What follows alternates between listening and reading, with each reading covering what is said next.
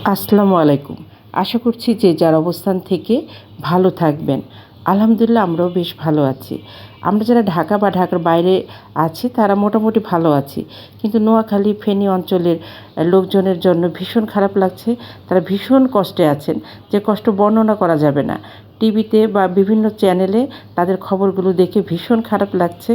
আসলে এই মুহূর্তে কোনো ব্লগ বা রেসিপি করতে পারতাম না। এটা আমার অনেক পুরনো ব্লগ বা ভিডিও আমি করে রেখেছিলাম, এই যখন আর কি কার্ফিউ ছিল সেই সময়কার, সেটাই আপনাদের সঙ্গে শেয়ার করব। তো আমন্ত্রণ জানাচ্ছি দিলরুবার হেসেলে সাথে থেকে রুই মাছের তেল ঝালের এই রেসিপিটি দেখার জন্যে। মাঝারি সাইজের একটা রুই মাছের এখানে 4-5 পিস এবং মাথার অংশটা ছিল, সেটাই আমি রান্না করব। সেই সময় যে আমাদের অবস্থা ছিল, সেই সময় কিন্তু আমরা বাজার করতে পারতাম না। ওই একটা মাছ এনে 2-3 দিন খেতাম, তো তারই কিছু অংশ ছিল, সেটাই আমি রান্না করেছিলাম।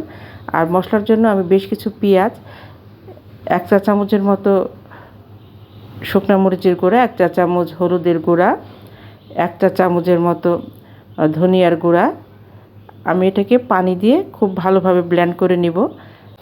একটা কড়াইতে বেশ কিছুটা তেল দেব, তেলটা পরিমাণ মতো ব্যবহার করবেন।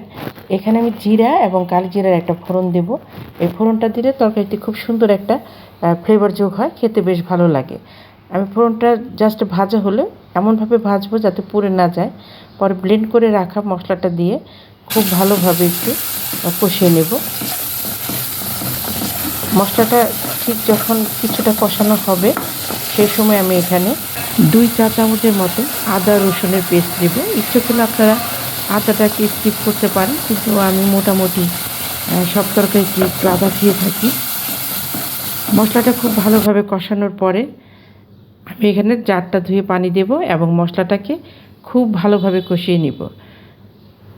মশলা থেকে যখন এইভাবে তেল ছেড়ে দিবে, সেই সময় আমি যতটুকু গ্রেভি রাখবো সেই আন্দাজে পানি দেব এবং পানিটাকে ফুটিয়ে নেব। যে সকল বন্ধুরা দিলরুবার হেসেলকে সাবস্ক্রাইব করে পাশে আছেন তাদেরকে অসংখ্য ধন্যবাদ। আর যে সকল বন্ধুরা এখনও সাবস্ক্রাইব করেননি, প্লিজ দেখতে দেখতে সাবস্ক্রাইবটা করে দিবেন। সেই সাথে আপনার মূল্যবান লাইকটা দিতে কিন্তু ভুলবেন না। আপনার একটা লাইক আমাকে এগিয়ে যেতে অনেকটা সাহায্য করবে, আমার আরও নতুন নতুন বন্ধুর কাছে আমার রেসিপিগুলো পৌঁছে দেবে। আমি প্রথমে মাথার অংশটা দিয়ে উপরে মাছগুলো দিয়ে দেব। এই পর্যায়ে আমি 5-6 মিনিটের মতো রান্না করব, বেশিক্ষণ রান্না করব না এবং বেশি নাড়াচাড়া করব না। বেশি নাড়াচাড়া করলে মাছটা ভেঙে যাবে। আমি এটা ঢেকে রাখবো এবং 5 মিনিট পরে আমি ঢাকনিটা উঠিয়ে বেশ কিছু কাঁচামরিচ দিয়েছিলাম এবং 1 মুঠো বেরেস্তা আমি এখানে হাত দিয়ে ভেঙে দেব, যে সুন্দর ফ্লেভার যোগ হবে এবং মশলার গ্রেভিটাও একটু ঘন হবে। দেশ দেশের বাইরে দূর দূরান্ত থেকে যে সকল দাদা দিদি ভাই বোন বন্ধুরা আমার রেসিপি দেখে সুন্দর সুন্দর কমেন্ট করছেন, সেই সাথে আমার সাধারণ দর্শক বন্ধু যারা আছেন তাদের প্রতি আমি ভীষণভাবে কৃতজ্ঞ। এভাবেই পাশে থাকবেন এবং দেখা শেষে আপনার লাইকটা দিতে কিন্তু ভুলবেন না। লবণটা স্বাদ অনুযায়ী দেবেন এবং নাওবার আগে ইচ্ছে করলে খুব সামান্য আধা চা চামচের থেকেও কম একটু চিনি দিতে পারেন, দেখবেন যে টেস্টের ব্যালেন্সটা খুব সুন্দর আসে। যারা পছন্দ না করেন তারা স্কিপ করবেন, দিলে খেতে ভালো লাগে। তো কেমন ছিল রেসিপিটি কমেন্ট করে অবশ্যই জানাবেন। নতুন বন্ধুরা অবশ্যই কমিউনিটি বা নতুন রেসিপিতে নক করবেন, খুঁজে পেয়ে ব্যাগ দিতে সুবিধা হয়। আমরা আমাদের সাধ্য এবং সামর্থ্য অনুযায়ী বন্যা দুর্গতদের পাশে দাঁড়াবো।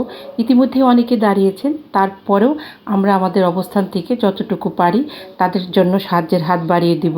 একটু একটু করে দিলেও অনেক হয়ে যায়।